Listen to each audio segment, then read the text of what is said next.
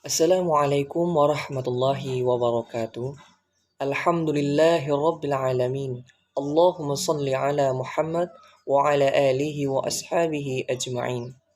Alhamdulillahi rabbil alamin. Kita bersyukur kepada Allah atas limpahan nikmat yang telah Allah titipkan kepada kita hingga detik ini. Sehingga pada saat berbahagia ini kita berada di bulan suci Ramadan 1442 Hijriah. Semoga di bulan suci ini kita berikhtiar dengan memperbanyak ibadah kepada Allah dalam menjalankan aktivitas kita sehari-harinya. Salawat serta salam kita hadiahkan kepada arwah pucuk pimpinan umat, yakninya Nabi besar Mustafa Muhammad sallallahu alaihi wasallam, yang memberikan khazanah keilmuan yang membawa umat manusia dari zaman kebodohan hingga zaman yang penuh dengan cahaya pengetahuan. Seterusnya yang kami hormati Ibu dosen pengampu mata kuliah Hukum Acara Perdata, yakni Masna Yunita SHM Hum. Selanjutnya kepada rekan-rekan yang insya Allah senantiasa dalam keadaan lindungan Allah Subhanahu wa Ta'ala. Baiklah, kami dari kelompok 7 di mana akan membahas tentang judul materi kita pada kesempatan kali ini. Namun sebelum itu, kami hendaklah memperkenalkan diri dari yang pertama kami beranggotakan 2 orang. Yang pertama yakni saudara Ramadan Hasibuan dengan NIM 1913020008.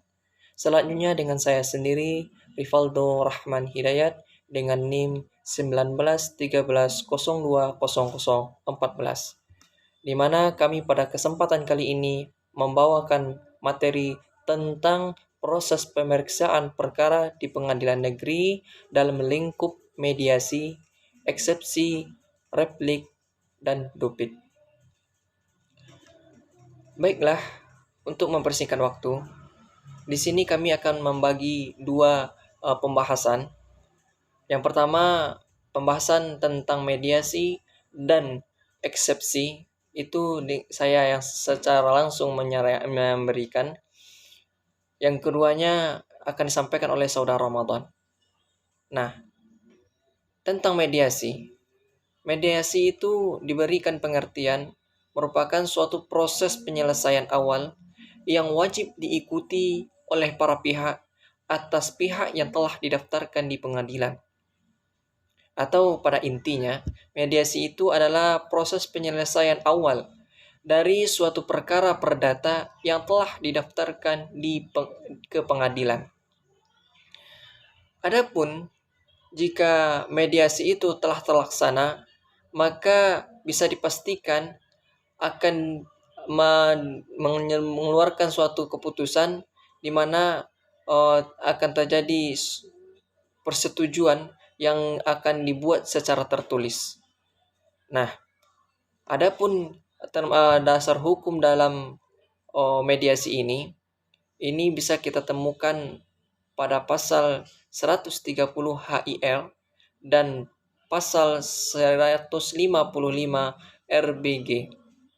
Nah, selanjutnya, adapun syarat untuk melaksanakan mediasi itu pertama sekali perdamaian atas persetujuan kedua belah pihak. Nah, maksudnya apa? Maksudnya adanya kata kesepakatan secara sukarela tanpa ada ketidaksetujuan di antara kedua belah pihak. Nah, kedua, perdamaian harus mengakhiri sengketa. Jadi setelah muncul rasa pemaafan secara sukarela, maka perkara ini tidaklah dijadikan menonjol kembali. Artinya perkara ini habis setelah tertulis suatu kesepakatan, maka tidak akan lagi diangkat ke pengadilan. Ketiga, perdamaian harus dalam keadaan sengketa yang telah ada.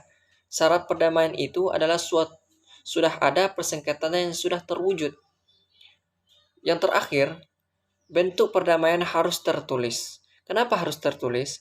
Jika tidak tertulis, maka pada kemudian harinya akan tidak terjadinya legalitas secara kuat bahwasanya terjadinya perdamaian itu, karena tidak ada surat yang menjamin bahwa kedua belah pihak itu telah melaksanakan persetujuan sukarela.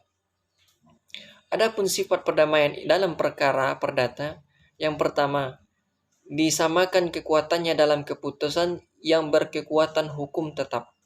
Ini berdasarkan pasal 130 ayat 2 HIR. Kedua, keputusan perdamaian sudah memiliki keputusan hukum tetap, di mana tertuang pada pasal 1851 KUH Perdata. Selanjutnya, eksepsi.